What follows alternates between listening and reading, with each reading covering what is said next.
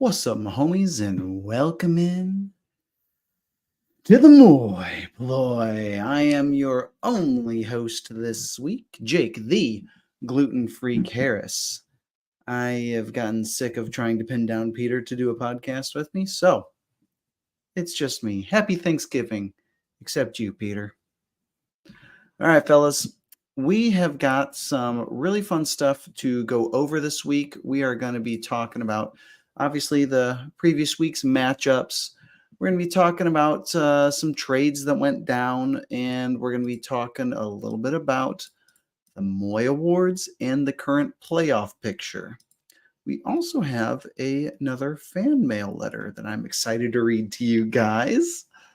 So, without any further ado, let's get into the previous week's matchups. In week 11, let me go ahead and share my screen. All right. In week 11, we have Brent Van Conyu versus Jake the Gluten Freak Harris. This was very much Brent's last gasp with this. Even if he wins out, he goes 7-8, and that is extraordinarily unlikely, if not mathematically impossible, to get him into the playoffs. I haven't checked the mathematics on that, but I'm going to go ahead and say that Brent, rest in piss. Another last gasp matchup here, Ray versus my dad. Ray finally gets over the hump and beats my dad. Unfortunately, that is the nail in the coffin of my father's season as well. In the next matchup, we have got a coffin that is long dead and shut in Eddie Dissler's coffin. Eddie Dissler's coffin got nailed hard and often this year. So, with this matchup, Z-Warn, the feigning champ, barely squeaks out a win. Not hard to, not surprising to see the feigning champ barely squeak out a win over the worst team in the league. Don't go back to the previous week and see what happened there. No need. And an extremely close nail biter in what is the true match of the week, the playoff picture. This was a 6-4 team versus a 6-4 team, and there's only one team chasing down one of these two playoff spots. That is my team chasing down either Peter's playoff spot or Brett's playoff spot. And this has massive implications because it basically puts a target on one person's back. And currently, that target is on my former co-host, Peter Cheater Pigu Hot Sizzle O'Donnell. And I'm so excited to be chasing him down. Cannot wait to steal his playoff spot. Bro, you should have come to the podcast. All I got to say. And this was a fantastic nail biter. Came down to the last second. And Devonta Smith just couldn't quite get enough points to overcome the deficit that Peter dug himself into by starting Garrett Wilson and Devon Achane. Just sucks to suck. All right. That is the previous week's matchups. Now we have we're going to break down a trade that went down on the couple of trades went down recently. I was making some moves. We had Chris Olave for Tank Dell. That was Ray Mertz and myself. Chris Olave goes to Ray. Tank Dell comes to myself. I made this trade because Chris Olave was on a bye week, and he's been more of a floor player, and I need a little bit of ceiling on my team because I've got a lot of floor, not much ceiling. So made the trade. Excited to make that happen. Another trade I made is I needed just more firepower in my starting lineup this week, so I traded away Kyler Murray, which was definitely my best backup running back, for Jalen Waddle, who has frankly been a disappointment this season, continued to disappoint this week. Thank you, Jalen. Contributed very little to my winning efforts, but hopefully at some point he does something for me. Otherwise, I gave Peter Kyler Murray for no real reason. And now that I'm trying to hunt Peter down, that could backfire, making his lineup stronger. But hopefully, I'm also made it weaker, and by removing Waddle, and it's not just Peter getting baited into starting Waddle. over and over again for bad starts, but now hopefully it can be me getting baited into starting Jalen Waddle over and over again for bad starts. I also made a trade. Oh, no, that was a while ago. That was with my dad. All right, so those were the 2 trades that went down in this week. Now we need to talk about some MoY moves. And I am excited to share with you guys the current front runners, in my not so humble opinion, for MoY. And let's check these out. All right. So we go to the Dynasty Daddy tool, and we're going to check out the standings, and it shows the points for, potential points for, and the points realized. Now, I am, of course, still topping the charts at a 92% of points realized. There's only one other team still above 90%. That is the Total Dysfunction, Brent Van Conyu. I just got a message from Peter. Let me see. Doing the cast.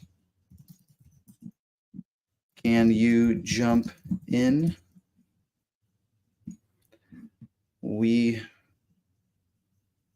He says, word, nah, go ahead. Well, fuck you then, Peter. This is the kind of shit I'm talking about. He's here, he's present, just doesn't want to give you guys anything. But you know what? I am no longer going to rely on that cheap sack of shit. I am going to press forwards on my own bravely and present to you guys the greatest podcast that you did not want or ask for. Okay, but jokes aside, I obviously am the most efficient manager. That's not in question. Am I going to come from behind after dropping 5 in a row to secure a playoff spot? That's also not in question. But Zach Warner is putting on a very impressive 10-1 season right now. It's hard to truly overlook him. Ray Mertz, still the least efficient manager in the league with the most points potential for. And he also has the most points for, but he is also the least efficient. So he's managing to do the least with the most, but he does have an 8-3 record. So give him a nod, but he can't win MoY this year. It's just impossible. I would like to point out that the definite MoY award has got to probably be Eddie Disler. I mean, the dude is only 1 percentage point higher in potential points points realized. 88% of his points realized, 1 point better than Ray. Just another absolutely devastatingly embarrassing season for Eddie Disler. But, that's fantasy, baby. Eddie, I promised you a while ago that I was going to give you a heartfelt message. And here it is. Eddie, you might be kind of doing some soul searching after your second super shitty year of fantasy football. And I'm here to tell you, brother, you're not bad at fantasy football. The players are bad at playing football.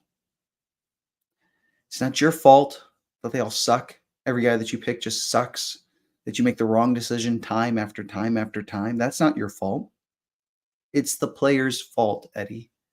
As someone who's coming off their worst ever season, who just went on a 5-game losing streak, who is going to claw his way back into the playoffs and win this whole thing, you are not a bad fantasy football manager. The players are the ones who are bad at playing football. Rolling right along, we have got the playoff picture.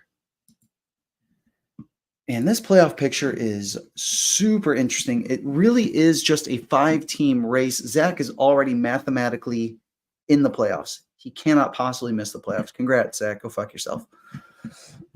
Ray Mertz is basically not fully mathematically in, not guaranteed, but definitely feels like he's pretty much a lock. Now, ugh,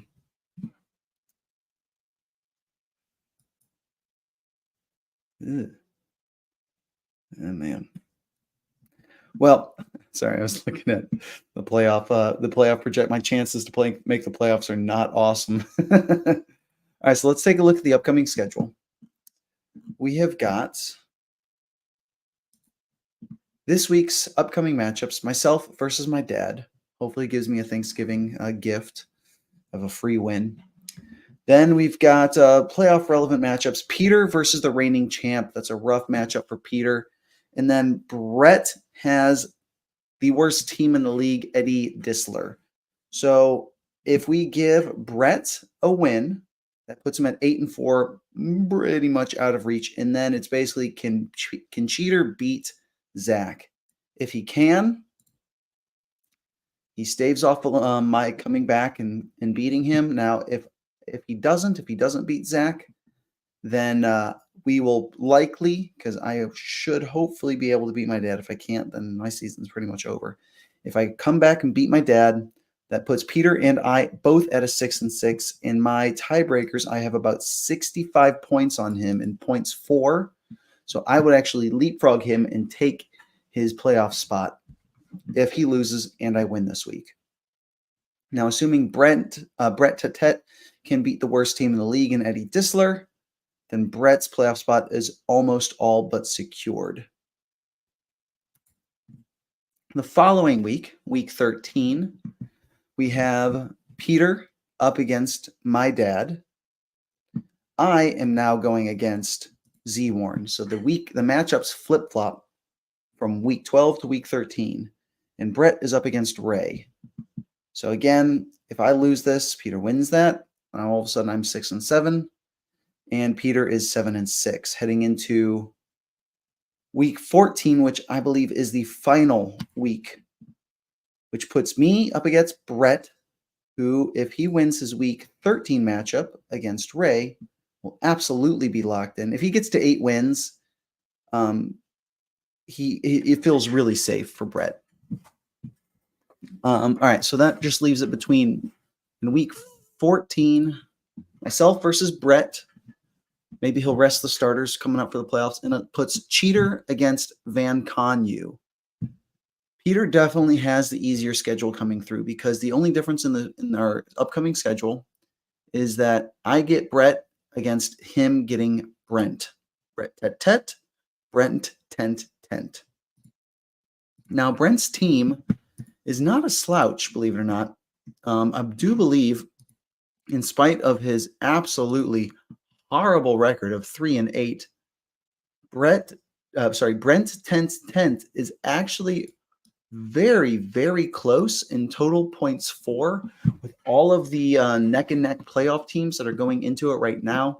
So this is it's not a pushover matchup there. It will be definitely a very, very important matchup for Peter, and Brent doesn't have any important bye weeks in week 14, whereas Peter does have at least 2 starters on bye in week 14, including, but not limited to, Kyler Murray. Was it a 200 IQ play by me to trade Peter Kyler Murray in a week where he could absolutely use him, the final week of the season that could decide the entire fate of the playoffs? Yes, it was. Was it completely planned out? Yes, it was. Was it a MoY move? Yes, it was. Is it complete and utter devastating revenge for him not showing up to do a podcast with me? And am I that petty? Yeah, go fuck yourself. I hope you missed the playoffs, and I hope it's because Kyler Murray, and I hope it's because Jalen Waddle absolutely pops the fuck off, and you get effed in the A by the trade you did with me in week 11. Should have come to the podcast, bitch. All right. That is the playoff picture, the playoff race. We have got the upcoming matchups in the fan mail. So the upcoming matchups for this next week, week 12, myself versus my father. My dad is starting the usual suck specs. Usual suck specs. And his team is looking real rough. Lord. It's so bad. Yikes. And I have got my team of all-stars that I've slowly assembled for a late season comeback. No real important bye weeks. I don't think there's anybody on bye this week because they chammed in 3 Thanksgiving games plus Black Friday game plus their full slate of Sunday games. And I think there might still be a Monday night game. Don't quote me on that, but I think there might still be a Monday night game this week. Yeah, there's a Monday night game. Chicago, Minnesota. Ooh, JJ might come back. That'd be exciting. All right. The next matchup, we have Van Conyu, Brent Tent in total erectile dysfunction against Ray the Rat Squirts Mertz. If I got to make a prediction on who's going to win this game, I would personally love to see Brent Tent pull out a win here just to throw, because mathematically Ray's not 100% in the playoffs yet. I would love to see just that little bit of doubt creep into Ray's like, oh God, if I lose out, and the other teams all win out, I lose my playoff spot. It'd be really fun for it to come down to tiebreakers with 4, 8, and 6 teams. Now, yeah, that's just wish listing though. I think as far as the actual matchup goes, you absolutely have to give it to Ray because Cooper Kupp is very unlikely to play. His ankle is now powdered dust in the wind. And the bench for Brent Tent is looking bleak. So I'm going to give this one to Ray most likely. Ray's World, tragic Ray starts to tank. I love that drop so much. Next up, Cheater O'Donnell versus the Feigning Champ. Feigning Champ took a big Joe Burrow-sized blow to his roster. Joe Burrow being out really sucks for him. Jamar Chase and Tyler Boyd both also going to be taking a hit.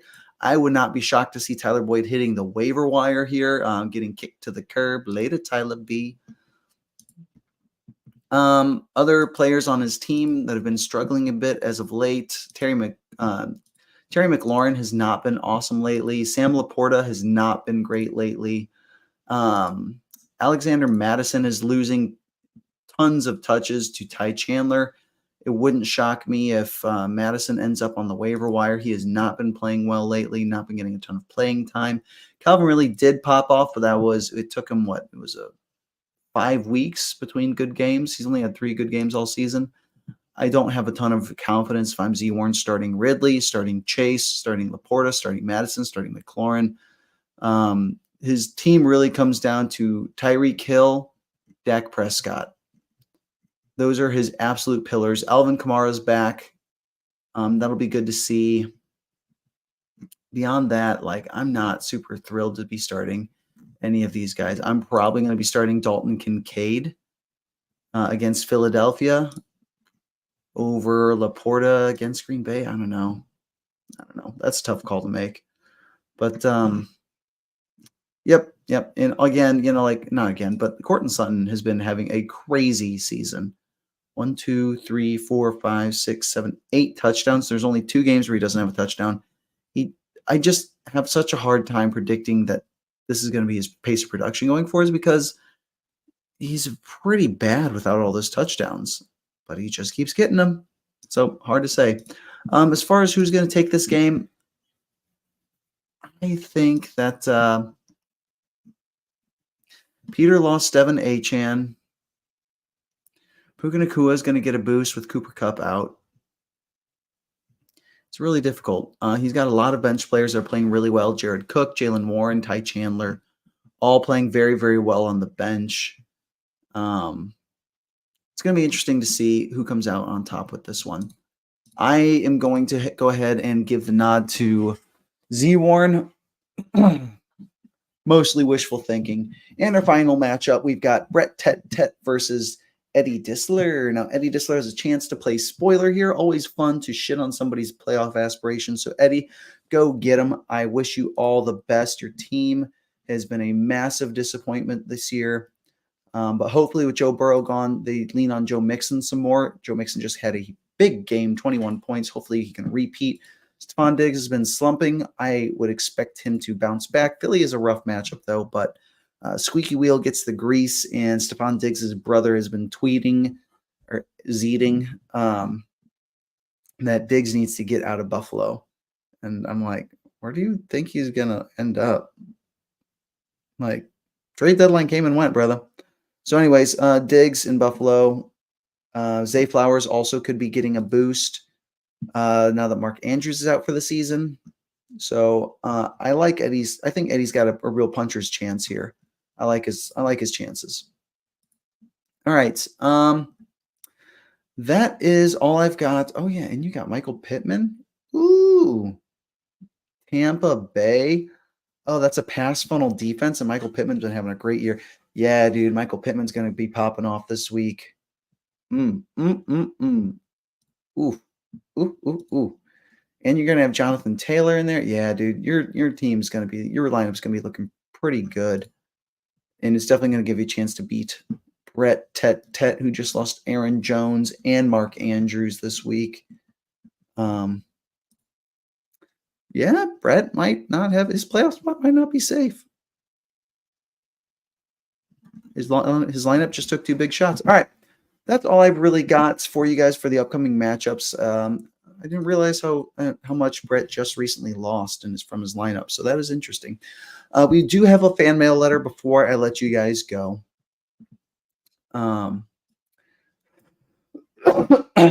We have a letter. It looks like this one is from Anonymous.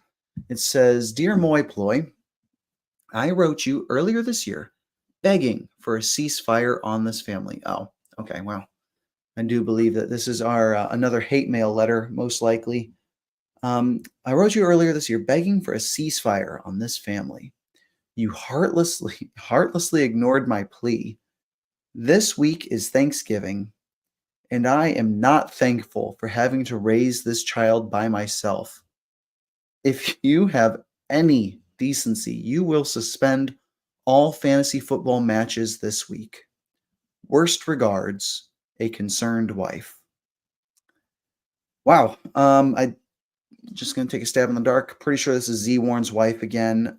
Z Warren, dog, you clearly taking this way too seriously.